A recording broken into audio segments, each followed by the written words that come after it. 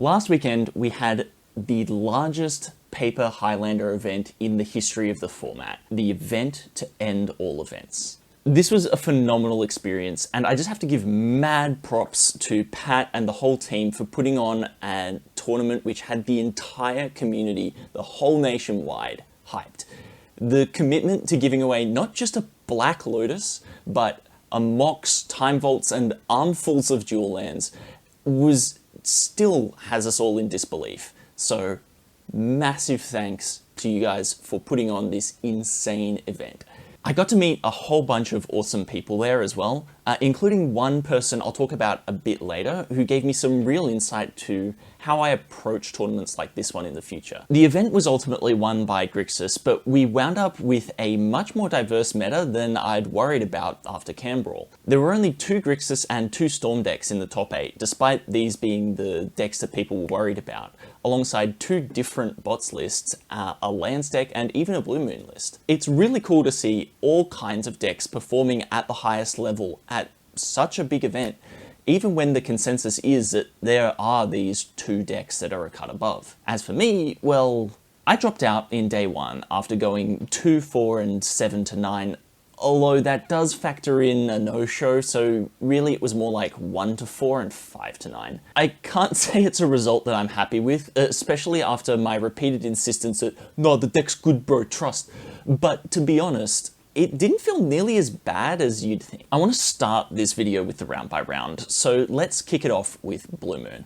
My opponent made a big mistake in game 1 by continuing to let me tutor after I saw that they had 3 counterspells in their hand. This is usually good practice. It forces me to commit more resources to my effects before they burn the counterspell and gives them better value as a result. But I wasn't tutoring for a spell. I tutored for Mistrise Village. So after winning game 1, I didn't manage to be as lucky in the next 2 games. Both times I managed to get Flash and Hulk into my hand with backup, but they had a moon effect immediately afterwards. The second game, I straight up just wasn't able to cast my spells. And although they did have a Harbinger in game 3, which did still technically let me cast a Flash, I knew they had counterspells, and it disabled my Boseiju. I wasn't able to draw into something to protect the combo before they wound up killing me. Round 2, I was against a 4-color greenless control deck. Again, I got a comfortable win with Flash and Protean Hulk, but games 2 and 3 both started off with a Grafdigger's Cage out of my opponent, and their deck was so loaded with removal, even after sideboarding, that I wasn't able to make any Worldspine Worm tokens stick. Next up, I actually got an opportunity to play against a deck that I've adapted to 8 points to play on this channel before, Oath Control. This was a really interesting matchup, and game 1 they hit me with the absolute tech of Shallow Grave to reanimate Valgavoth at instant speed in response to my Flash, which prevents the Hulk from giving me the death trigger and also exiles Flash, basically just winning the game then and there. Game 2 went much longer, but I was eventually able to take the win off of Mistrise Village. Game 3, I managed to assemble Flash and Hulk. I knew for a fact they didn't have a way to stop me. All I needed was for them not to top deck a hand attack spell and, hey, wait, no, what are you doing? Stop!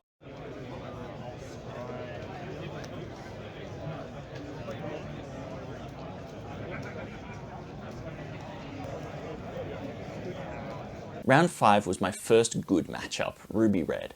I kept pretty greedily in game 1 with 2 blue lands, Merchant Scroll and Summoner's Pact. I did get my Flash, but I also drew Viscera Seer, and I wasn't able to get a black source to cast it in time. Games 2 and 3, though, were extremely one-sided. Both of them involved a turn 2 Flash Worldspine Worm to block their early attackers, and with my other interaction to deflate their pressure, they couldn't get me into kill range. The last round that I played was into Esper, and although I did come close to a kill in game 1, both games I had to invest a lot of resources into dealing with their Dothy Voidwalker. I managed it in game 1, but it put me a turn too slow on the clock, and in game 2 they had the Voidwalker, the Unearth, and the Force to protect it. At X and 4 I was ineligible for day 2 and I decided to drop from the event.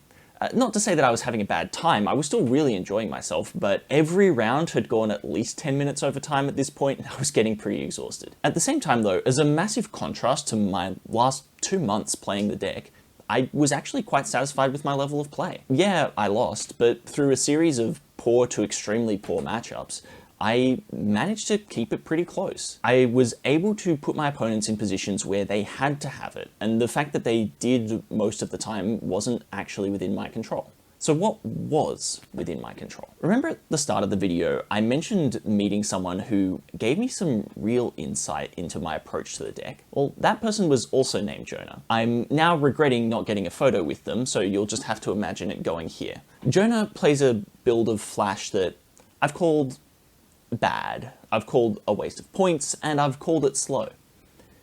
Jonah outplaced me by 200 seats. Jonah has been playing Flash for a while now, and they're on the Nadu package that I wrote off very early in my testing for being more points than the Cat Cafe. Their curve is also double mine, with an average CMC of 1.7 versus my roughly 0.8. For reference, here's a list of all the cards that are in their main deck that I either wrote off completely or relegated to the sideboard. A full card by card breakdown is beyond the scope of this video and the limit of my ability, at least until I'm done asking other Jonah a vexatious number of questions.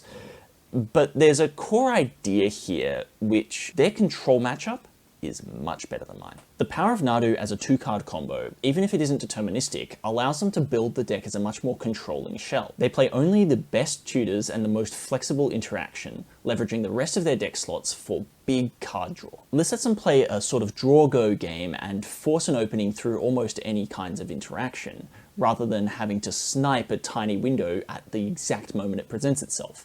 They can still capitalize on those windows if they're open, but they have a lot more flexibility in the way that they approach the game. This was an angle on the deck I hadn't even considered. See, I've long talked about and thought about Flash as a hyper-aggressive fast combo deck with flexible lines and insane raw power in the ability to win the game for 2 mana at instant speed. In order to leverage that identity, I went all in on maximizing tempo, going deep on the available 1 and 2 mana tutors to the extent that I was playing a lot of really objectively bad cards in order to maximize my ability to go off as early as possible, as consistently as possible. And the problem with that approach is that it worked. Dedicating all of my deck building resources to go fast made my fast go faster than most fast go decks go fast. This made my build extremely punishing for creature-based aggro and mid-range decks which don't have the density of appropriate interaction to reliably have them early enough to matter. But I committed so much to go fast that I strained my existing weaknesses, sort of like stretching a rubber band that's already got a tear in it. Yeah, it'll hold, but the moment that something goes wrong, snap.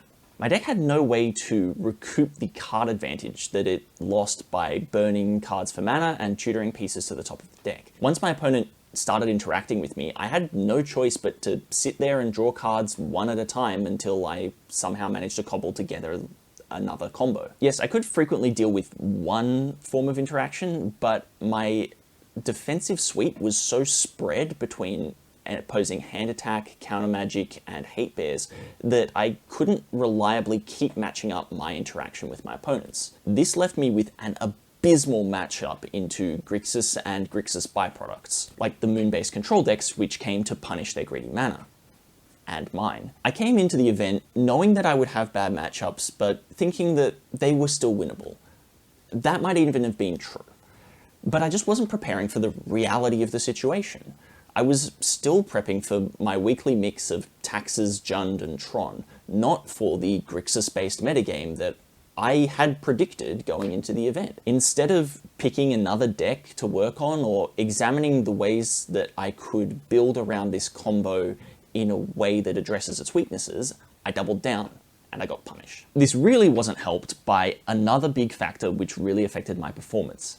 I got bored. See, I'm extremely neurodivergent, which means that my brain cells all like to go in different directions at once. This makes me capable of performing several contradictory mistakes simultaneously without being dragged back to equilibrium. And when I try to keep my whole mind in one place, the brain cells get angry. I wound up in the unfortunate position that I was certain I wanted to bring this build of Flash to the event. And I even had good reasons for it. But because I'd been working on the deck for so long, I was sick and tired of it. It still felt hard to use, despite all the effort I'd put into managing its own clunkiness, and matching that up against an opponent who was actively trying to stop me from winning made it really difficult. This led me to abandoning the list for weeks on end before coming back and changing a whole bunch of stuff at once just to freshen it up. Right up until the night before the event, when I changed a whole bunch of stuff without testing. This was a bad idea. Ultimately, I think I'd have done much better with a build from about a month before the event. At that point, the list was still quite stable, and I think that version actually has quite a few things going for it in a meta that's maybe a bit more combo friendly. But instead of that, I took the most recent version, which I already felt wasn't on great footing, and made drastic changes to the points list, sideboard, and main deck interaction suite, sacrificing all of the familiarity and experience which I'd used to justify bringing that deck in the first place. So ultimately, yeah, it was a pretty disappointing showing, but I'm so glad I got to have this experience. This is easily the most prep I've ever done for a single tournament, and I'm keen to put this learning into practice for the next one. For now though, I am just keen to get back to screwing around. I've already got some banger decks lined up. Here's a spoiler for the next vid. If you've got any ideas for weird or interesting decks for me to play, drop a comment or just come and say hi when I'm streaming. I'll be live from 6 PM this Wednesday, back to playing Silksong, so I'm keen to see you there. Until then, good luck, have fun, and may the best wizard win.